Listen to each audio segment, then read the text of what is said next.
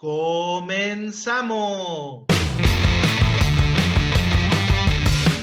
El día de hoy vamos a estrenar un formato de panelistas y me acompañan dos de los colaboradores de Economía HD.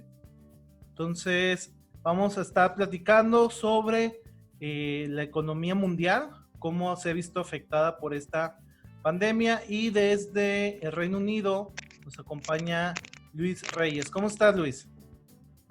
Muy bien, me da mucho gusto saludar a nuestros escuchas y a ustedes también, por allá en la Ciudad de México, Rubén, y tú en Monterrey, ¿no? Que espero que estén muy bien, dadas las circunstancias. Ok, muy bien. Y en Ciudad de México, Rubén Espinosa nos acompaña. Rubén, ¿cómo estás?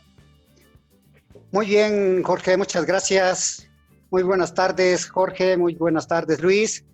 Muchas gracias por la invitación a este espacio de Economía HD. Gracias también a tu audiencia por permitirnos llegar a su hogar y compartir algunas reflexiones en el entorno económico vigente. Gracias, Rubén. Bueno, pues vamos a comenzar con el tema del día de hoy. Hay muchos análisis que podemos realizar, pero lo vamos a centrar primero en la economía internacional. Entonces, a Luis Reyes vamos a hacer una pequeña presentación. Él es internacionalista, economista, y actualmente está estudiando su doctorado allá en Reino Unido. Y bueno, también nos ha colaborado con varias entregas, varios análisis. Y Luis, ¿cuál es tu perspectiva de la actual situación económica que está enfrentando el mundo? Sí, gracias, Jorge. Efectivamente, creo que hay dos cosas, ¿no? Una, por un lado, poner en contexto la gravedad de la situación, o cuál es la situación, mejor dicho, a nivel mundial en comparación con crisis anteriores. Y por otro lado, ver con datos más concretos en qué sectores le está pegando, sobre todo, lo que ya es la actual crisis. Entonces, para que tengan una idea nuestros escuchas, la crisis del 2009-2008, que es la que tenemos más reciente antes de esta, se habían perdido algo así como 9 millones de empleos, nada más en Estados Unidos. Para que tengan la idea la gente de la gravedad de la situación, tan solo en las últimas 3 semanas se han perdido 16 millones. La producción también, que esto lo paso al segundo indicador, que tiene que ver con la producción. A diferencia de la crisis financiera del 2009, esta es una crisis que sobre todo está relacionada con la economía de veras, ¿no? La economía real, la economía de la producción, la economía de la demanda y la oferta de bienes y servicios, ¿no? La producción ha caído a niveles alarmantes, se han perdido muchos empleos, ¿no? Los sectores de manufactura son los que más se han visto afectados, sobre todo, y en aquellas industrias en las que se necesita de mano de obra, de presencia física, ¿no? Decía yo el tema de los empleos también para que la gente lo contextualice. En la crisis de 1929, la Gran Depresión, la tasa de desempleo había sido la peor de la que se tenga registro. Actualmente, la tasa de desempleo va en 13%, ¿no? Que después de la Gran Depresión, esta es la peor de la que se tiene registro, la segunda peor. Y se estima que esa tasa va a ser superada, que puede llegar incluso al 15%. Si tomamos en cuenta que el principal importador o demandante de bienes y servicios, sobre todo de commodities, de materias primas, es China a nivel mundial, el hecho de que esta crisis, de que el COVID, esta situación del coronavirus le ha impactado fuertemente al mundo, pero sobre todo a China en un primer momento, se traduce en que hay, tan solo por el hecho de lo que le impactó a China, si tomar en cuenta los demás países, se traduce en algo así como el 0.5% del PIB mundial, ¿no? En lo que empieza a, digamos, en lo que ha impactado. Ese es el tamaño del impacto que ha tenido, ¿no? La pérdida de demanda de bienes y servicios en el PIB, el impacto del PIB, perdón, debido a la pérdida a la caída de la demanda de bienes y servicios por parte de China. Ok. Sí, y lo hemos platicado en otras ocasiones, como muchas crisis económicas, refiriéndonos, por ejemplo, a 2009, es una crisis que se crea en el sistema financiero, es una crisis que impacta primero a las empresas que están mal paradas por X situación, ya sea porque estuvieron especulando con el tipo de cambio, estaban sobre endeudadas, etc. Entonces, primero les pega a ellos y se hace como un efecto en cadena, un efecto dominó. Pero esta crisis nos está pegando a todos porque desde la pequeña empresa hasta la grande, en algunos casos están dejando de producir si no son considerados como producción esencial. Entonces, probablemente sea una crisis económica de la cual no haya comparativo. Pero todavía no hay números, estamos todavía en mucha especulación, porque apenas acaba de terminar el primer trimestre, todavía faltan algunas semanas más para tener datos al respecto. Bueno, Rubén, también una pequeña reseña profesional. Él es economista por la Autónoma de México, la UNAM, y bueno, tiene amplia experiencia en el sector público, estuvo trabajando en la Secretaría de Hacienda, también en la Cámara de Diputados, y actualmente, pues bueno, es especialista en inversiones de vida, es decir, crear y cómo solventar un ahorro para retiro eficiente. Bueno, Rubén, ahora sí, platícanos un poco, ¿tú cómo percibes este panorama internacional, esta crisis que ya nos llegó? Sí, muchas gracias, Jorge. Mira, creo que a nivel mundial la economía venía generando o viviendo un momento de baja dinámica, un dinamismo tenue en los últimos 3 años. Sin embargo, hacia el 2019 esto parecía que se estabilizaba. Sin embargo, en el año 2020, la economía global es golpeada por la pandemia conocida por COVID-19, que impacta los sistemas de salud fuertemente en los 5 continentes. Ese efecto genera que hoy en día la economía internacional esté viviendo tiempos muy críticos, principalmente por el COVID-19, cuyo efecto en los mercados financieros fue percibido de manera inmediata, generando una caída histórica, como ya lo comentaba Luis, incluso es mayor a las 2 últimas crisis económicas mundiales que hemos vivido, que fue la hipotecaria en 2009 y una anterior que registramos en 1987. Esta crisis, su caída supera las crisis anteriores. Con esta combinación de factores, las restricciones sobre el movimiento de las personas que se observa, de restricciones en la movilidad de los bienes y servicios y aplicadas las medidas de contención aplicadas por los gobiernos para contener la pandemia, pues ha generado un cierre masivo de empresas, de fuentes de trabajo y de otras actividades. Y bueno, todo este conjunto de medidas ha hecho retroceder la oferta de los bienes y servicios y por un lado, y por otro, está recortando de manera drástica la demanda. Este freno pues, de la dinámica económica pues, resulta de dimensiones históricas, como bien ya lo señaló Luis, y creo que todavía hay cosas que vamos a ver en unos meses más. Claro, bien, Rubén. Sí, vamos a poner un poco en contexto y ahora vamos a centrarnos en el caso mexicano. Cuando empieza esta crisis en China, que en China dejan de producir algunos bienes intermedios para distintas cadenas de valor en todas partes del mundo, en Norteamérica, para Europa, para mismo Asia. Entonces, nos enfrentamos ante un acontecimiento de una restricción en la oferta agregada. Incluso en el caso de México, ya las cifras finales ya de los últimos 2 meses del año anterior, se ve como hay un repunte en las exportaciones, sobre todo en lo que China no pudo vender hacia Estados Unidos, principalmente, pero ahora llega la pandemia al continente y vemos cómo está empezando a afectar. Ya prácticamente tenemos 15 días de manera oficial, algunos un poco más, y la producción va bajando cada vez menos. Ya el gobierno estableció los sectores esenciales, que básicamente es salud, alimentos y provisión de bienes públicos. Pero entonces, ¿cómo perciben que va a ser el movimiento o la afectación para la economía mexicana? ¿Cuál es su perspectiva? Luis. Sí, sí, gracias.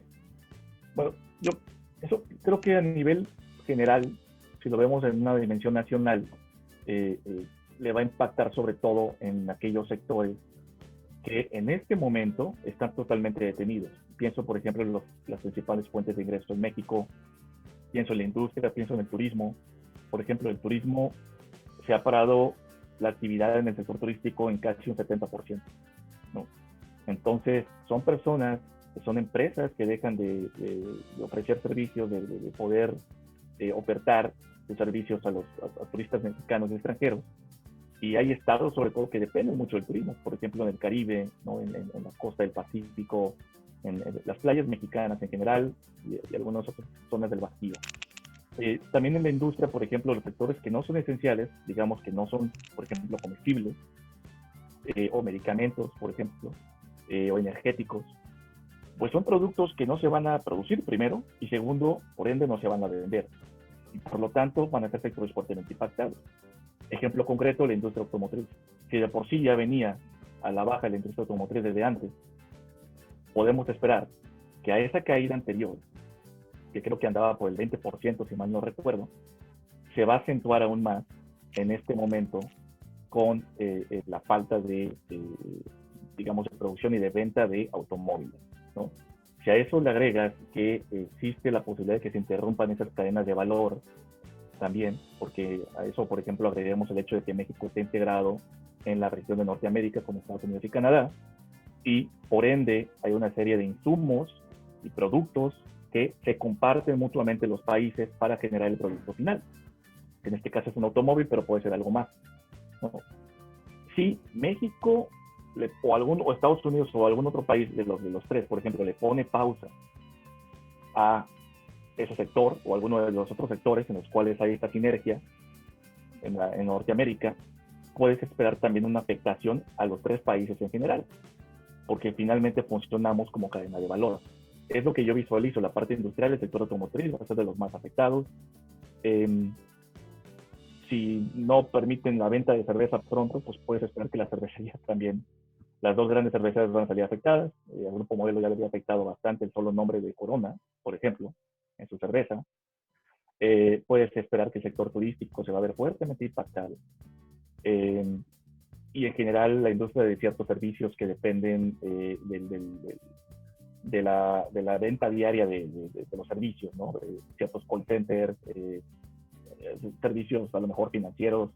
También creo que al mismo tiempo habrá sectores que se van a beneficiar, que tiene que ver con la industria de la comida, por ejemplo.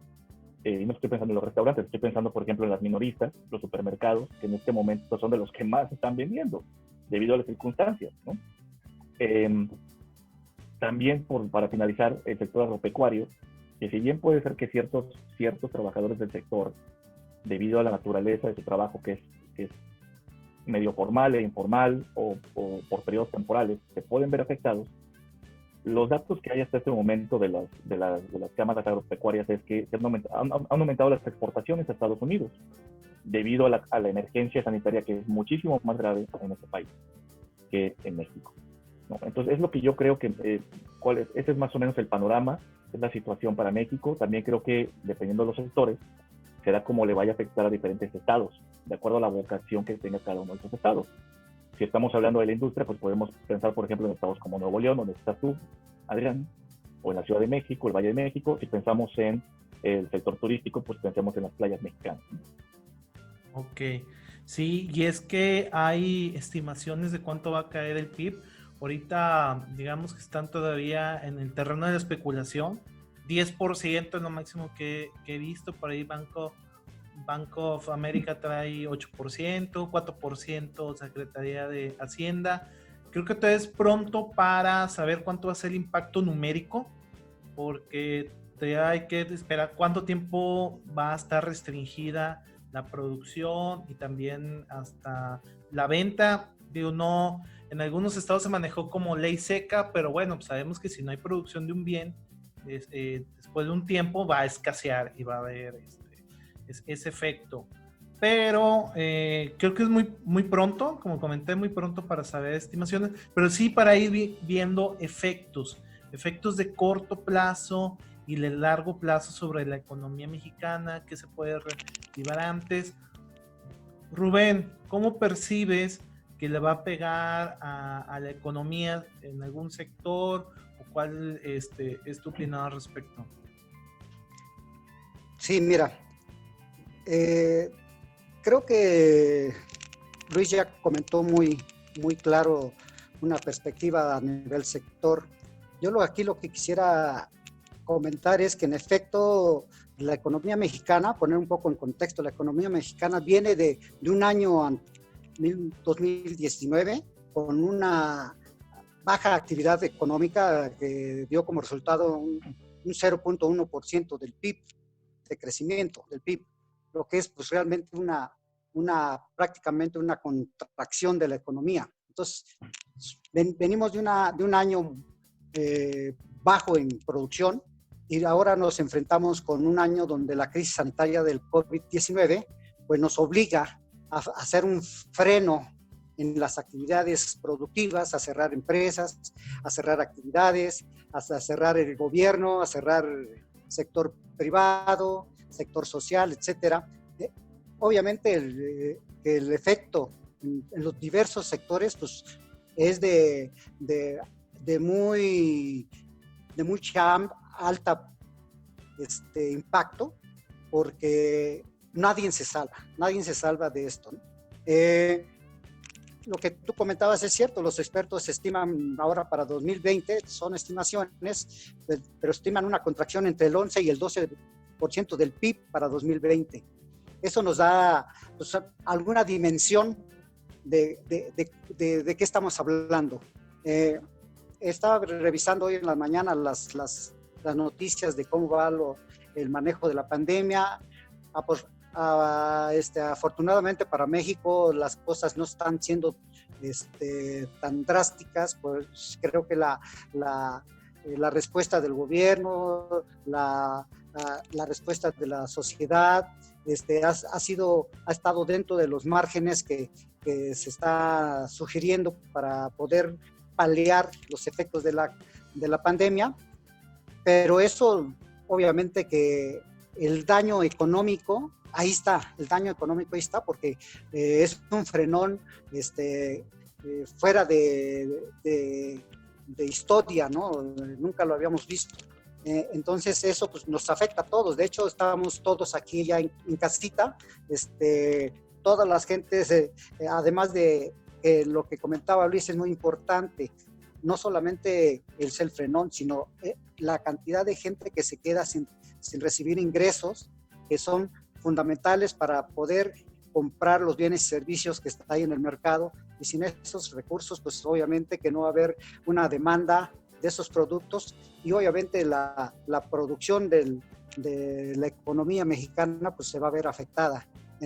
Es un efecto de los dos lados, ¿no? Oferta y demanda. Yo lo veía así y no creo que obviamente como el sector automotriz pues es un sector muy importante para la economía mexicana, pues que es generadora de un gran número de empleo, pues obviamente nos va a afectar, y nos va a afectar fuerte, porque además la industria automotriz pues genera muchos grupos de empresas que generan bienes y servicios que complementan la producción o la elaboración de automóviles. En México, pues lo que son los asientos, los motores, hay el componente mexicano en la creación de automóviles es un buen porcentaje. Entonces, y su relación con los mercados internacionales, pues, seguramente va a ser impactante la caída de esa actividad. Sí, por ejemplo, más temprano estuve revisando números de pérdidas de empleo. Entonces calcula la Secretaría de Trabajo que en México se pierden aproximadamente 14,000 empleos diarios de todo lo que está durando la contingencia. Entonces, depende cuánto se vaya a prolongar. No somos especialistas en salud, pero todavía no llegamos a la fase 3 y que es, digamos, el pico de contagio. Entonces todavía nos faltan más tiempo de que nos hayan comentado de 30 de abril. Es probable que vamos a estar aquí. Y me gustaría que cada uno de ustedes les pueda hacer un comentario. Es una situación ahorita alarmante de emergencia para toda la población, pero un comentario sobre qué pueden hacer las personas dentro de su hogar, de sus finanzas personales, cómo pueden enfrentar la pandemia, qué les podrían decir a todos aquellos que nos están viendo, escuchando, para que el efecto lo puedan amortiguar de una mejor forma. Luis. Sí, bueno, yo también creo que esto dependerá también de las capacidades financieras de las personas y de su estatus laboral. No olvidemos que en México también hay una gran proporción de personas que de manera muy digna llevan a cabo sus actividades laborales, pero en el sector informal. De ahí que también el grado de vulnerabilidad pueda ser mayor entre ciertas personas dependiendo cuál es el giro de su negocio. Si las personas son asalariados, empleados de alguna empresa, y si existe la posibilidad de que, de acuerdo a lo que se ha comentado en los medios y por parte del gobierno federal, esos empleos se mantengan y las empresas cumplan con el compromiso de mantener a su planta laboral, que no haya despidos, creo que existen más posibilidades de que las personas saquen a flote la situación. Aún así, no olvidemos que la gente ajusta sus expectativas dependiendo a cómo vislumbran ellos que viene el futuro en el corto plazo. Creo que tener opciones de inversión, y en esto creo que puede haber más información que se puede compartir con el HD, no voy a hacer el comercial, pero sí creo que tener claro algunas opciones de cómo invertir el dinero, más que guardar el dinero en el banco, es ver cómo pones ese dinero a que se mueva, a que genere ciertos rendimientos, opciones de bajo riesgo, por supuesto, en este momento, también oportunidades de negocio que se están creando dada la situación de la emergencia. Hay muchos innovadores que están creando nuevos ventiladores, nuevos respiradores, pero no hay necesidad tampoco de depender tanto de conocimientos muy sofisticados para desarrollar una tecnología de este tipo. Podemos hablar también de una empresa que se dedique a la fabricación de cubrebocas, de guantes de látex, ¿no? Distribución de los productos.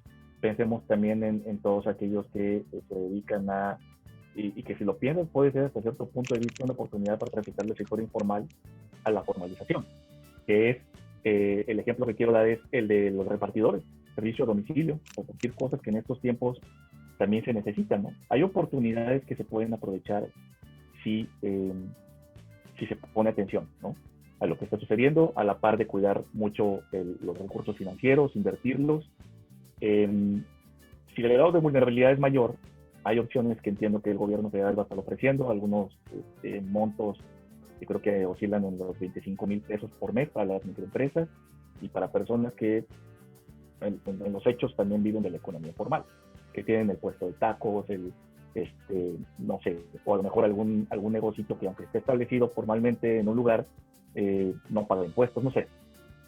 Aparte de eso, por último, yo diría que junto con los apoyos que dé el gobierno, también hay que procurar en la medida de lo posible tener opciones de emergencia disponibles. Pienso, por ejemplo, que no es lo deseable, ya lo hemos comentado en Economía HD, pero se tiene la posibilidad del seguro famoso, más llamado seguro de desempleo también, que es una opción que se puede utilizar y que no es seguro de desempleo como tal, sino que prácticamente le vas a echar mano al dinero que tienes guardado en tu Afore. Que ahí a lo mejor Rubén nos puede comentar un poco más, porque eso también puede tener implicaciones negativas en el largo plazo.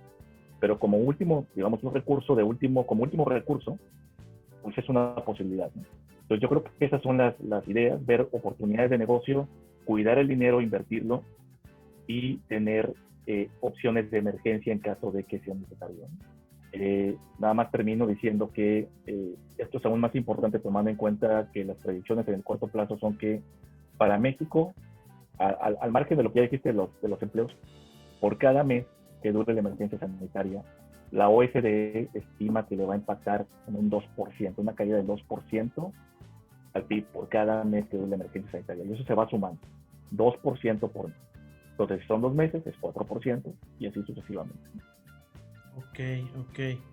Sí, Lucas, es un tema importante que son las medidas del gobierno y también de las empresas privadas para reactivar la economía. Aquí les quiero generar el compromiso para ustedes para reunirnos en una próxima ocasión y hablar al detalle cuáles son, qué impacto tendrían, si son suficientes y qué otras opciones hay. Y Rubén, por último ya el comentario en esta parte, ¿qué les puedes recomendar a nuestros escuchas y a nuestros suscriptores de Economía HD para sus finanzas? Bueno, antes que nada, yo creo que lo que les puedo comentar es que cuiden su salud principalmente y la de su entorno. Es decir, hay que acatar las instrucciones de la autoridad sanitaria mexicana, hay que quedarse en casa, hay que aplicar las medidas de sanidad como son el lavado de manos, la sana distancia, etcétera. Todo eso nos va a ayudar como sociedad para poder reducir el efecto y el impacto negativo que tiene la pandemia en el mundo y en particular en México. Ahí, bueno, pues parte de lo que les aconsejamos es no hacer compras de pánico para evitar en un momento un aumento de precios no natural, sino que y también por otro lado evitar una posible escasez de los bienes y servicios, de los alimentos, etcétera. Creo que si hacemos compras razonadas, podemos todos convivir y evitarnos más males que nos genera esta crisis. En la parte de finanzas personales, creo que es muy importante elaborar un presupuesto familiar, donde distingamos los gastos fundamentales, los gastos fijos, los gastos fundamentales de subsistencia y de los gastos superfluos o que nos van directamente a lo que es lo que requiere la familia, ¿no? En el caso de deudas, pues creo que es importante pues pagar aquellas deudas que resultan las más caras. Eso es un momento importante de disminuir, no dejar de pagarlas, pero sobre todo darle atención a sus deudas más caras, es decir, aquellas que están contratadas con tasas de interés más altas, ¿no? Algo muy importante es ahorrar. Parece mentira que podríamos decir, oye, alguien me puede decir, ¿cómo ahorrar en este momento? Se puede ahorrar de muchas maneras, pero se puede ahorrar en el consumo de agua, se puede ahorrar en el consumo de gas, se puede ahorrar en el consumo de electricidad. O sea, dentro de todas las restricciones que tenemos como sociedad, como país, tenemos que también generar ahorros que de una u otra manera nos va a permitir salir mejor librados en este momento. Ya lo decía Luis, hay personas que incluso tienen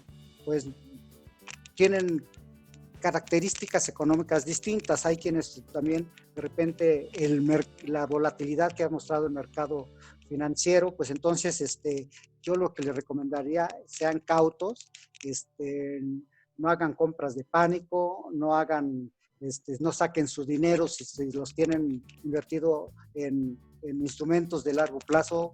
No es el momento, creo que ahorita estamos en un momento de baja de precios, entonces si ustedes sacaran sus recursos en este momento, lo único que harían es capitalizar la pérdida. Entonces no es recomendable, creo que lo más importante es esperar.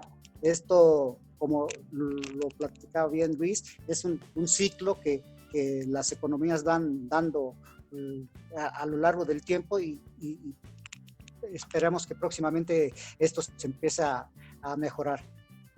También lo que comentaba Luis es las oportunidades. Siempre que hay una crisis, hay oportunidades. Entonces, hay oportunidades para todo. Si cuentas con algún recurso, pues bueno, es importante ahorita hacer una inversión en vez de tenerlo ahí guardado. Obviamente, siempre tener un margen para los imprevistos, pues ya que ahorita estamos todos en casa, entonces sí es importante que mantengan un poco líquido para que puedan atender sus necesidades del día a día, pero si alguien estaba guardando momentos, yo creo que es el momento de invertir.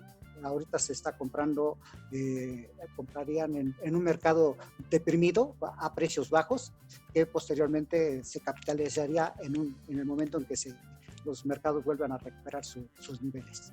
Pues básicamente esos serían mis consejos. Gracias. Pues yo invitar a los suscriptores, a los que visualizan este video en las plataformas de YouTube, en Facebook, a que visiten nuestra página www.economiahd. Ahí tenemos una página, un link donde tenemos un centro de información de todas las ayudas que hay para el tema de coronavirus. Están los apoyos del gobierno, está lo de la banca, está también temas de salud, incluso de estados y empresas o iniciativas privadas que también están ofreciendo apoyos para esto del coronavirus, para paliar un poco la situación, perdón. Y bueno, invitarlos a que vayan que nos acompañen, que vayan a nuestro portal, que nos escriban en nuestras redes sociales si tienen alguna duda específica para introducirla en esta serie de programas que vamos a tener con nuestros panelistas. Y bueno, agradecerle a Luis en Reino Unido, que está hasta estas horas de la madrugada con nosotros, a Rubén Espinosa en la Ciudad de México y un servidor, Adrián de la Cruz. Les doy las gracias por acompañarnos y bueno, nos vemos hasta la próxima.